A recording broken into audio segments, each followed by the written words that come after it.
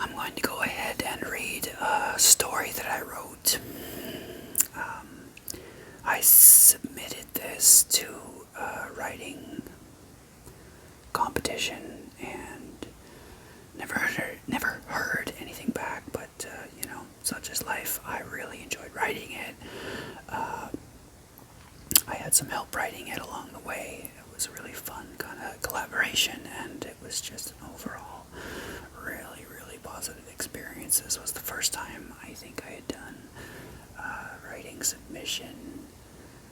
Yeah, I'm pretty sure it was. I don't think I'd ever done it before, and I honestly don't think I've done any submissions since, but again, this was a really fun thing for me to work on. I really enjoyed it a lot. So I guess a little bit of background, some premise to the story is this is a story that comes from the Western Arctic of Canada, and it's my artistic interpretation of a myth that I learned while I was living in the Western Arctic. So, without any further ado, I'm going to go ahead and read this, and I hope you enjoy. Oviok and the Giant Mistake. A long time ago, when nomadic giants roamed Turtle Island, there was a group of giant people at the top, almost at the northernmost tip.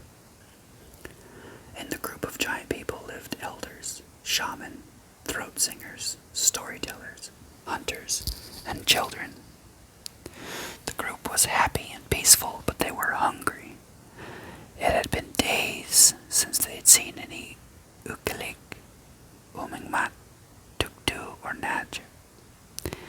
It had been days since they'd seen any rabbits, or Arctic hares, muskoxen, caribou, or seal. As the group grew hungrier and hungrier, the young hunters grew more and more restless.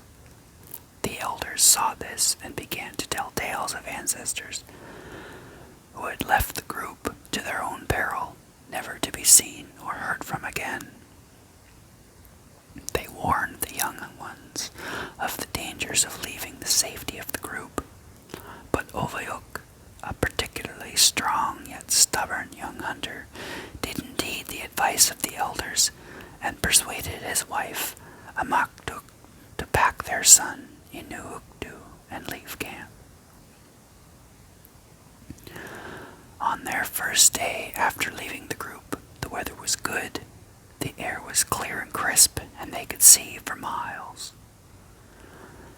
Amaktuk's fear of leaving the group was growing further and further away as they drew nearer and nearer to where Oviok promised her they'd find game.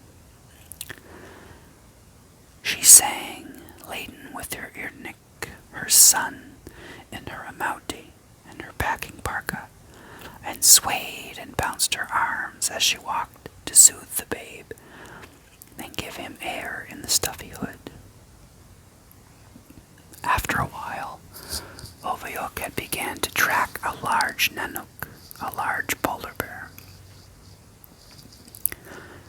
He was following and following, ready and tense. He was following the ice tongues going north as he listened to the voices of his ancestors softly telling him this was the right way. Soon they came within earshot of an enormous bear. The bear, Nanook, raised its giant head and pricked his long, fur-lined ears towards the family. His large black nose couldn't smell them, but he could clearly hear the entourage, and now his big, dark eyes could see them. He stood up, standing taller than Oviok, the tallest of the group by at least double, thinking what a foolish Inuk to try and challenge Nanook all by his puny self. Now, remember that it is said that Nanuit, or polar bears, can bring storms and terrible weather, fog and snow to escape the capture of hunters. And this is exactly what Nanook did. He brought forth fog as thick as soup, and snow that stung their faces. He brought wind so strong that it howled so shrilly that they couldn't hear the crunch of their gummies, the crunch of their boots on the hard snow any longer. Ulviuk tried to shield his huge face with his rugged hand, but the storm Nanook brought was too powerful. Inuuktu wailed from the amount. He wailed from the packing parka. Amaktuk stood still, motionlessly bracing, unable to move from the force of the gale. When the snow eventually ceased to fall and the wind let up and the fog lifted, Nanook had vanished. Ulviuk was overtaken with rage. He let out a mighty yell. His booming voice carried all the way back to the rest of the giant people. "Ulviuk, my eunuch, Ulviuk, my son," said an elder in a hushed voice, upon hearing Ulviuk's cry. "Why have you chosen this path? You will surely perish." The words fell on no ears, but instead were carried away on a breath of gentle breeze. Amaktuk was bouncing frantically, shushing and cooing her son, trying to stop Inuuktu's incessant tears, spurred on by Ulviuk's thunderous roar.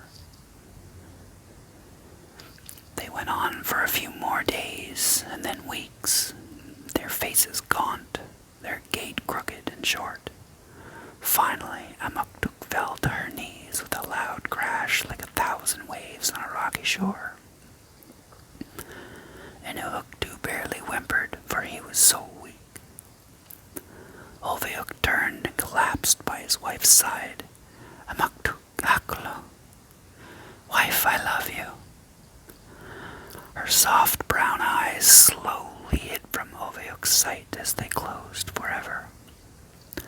Ulviuk reached his massive hands into his wife's amauti, into her packing parka, that her Ananajak, that her grandmother had sewn for her when Inuuktu was born, and pulled his son gently to his chest and held him tightly, tighter than lashings on a komatik or aliok or sled. Ulviuk cradled Inuuktu, hoping to see game, anything, wishing he had not forsaken his people, wishing he had not let down his wife and infant son. Ulviuk felt Inuuktu's body go limp, not like sleep. He had held his son many times as slumber fell on the boy. No, this was different. Ulviuk outstretched his arms longer than narwhal tusks and held Inuuktu above his gargantuan face, and he spoke his son's name softly. "Inuuktu, Inuuktu."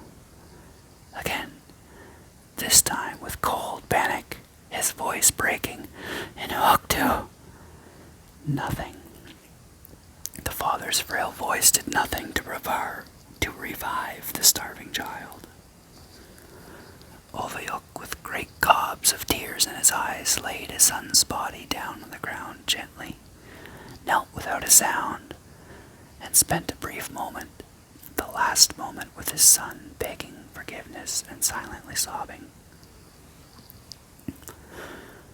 Ulviuk knew he must press on, but his entire body ached with hunger. He wanted to give up, but knew he needed to avenge his wife and son, so he kept walking, barely able to keep his eyes open to search for something to eat. Ulviuk eventually sat down and fumbled with shaking hands, and removed one of his gummies, one of his boots. He gingerly lifted the monstrous boot to his mouth and started chewing. His jaws were so weak he could barely open and shut them. He tried with all his giant might to chew through the tough hide. He struggled and finally fell flat on his gigantic back. He gazed up at the sky, summoning his elders, and asked that he may be remembered as a tale of caution to all other Inuit to not be foolhardy and listen to their elders. Teamwork dog's eyes closed forevermore. He and his wife and son did become reminders from that day on to listen to your elders,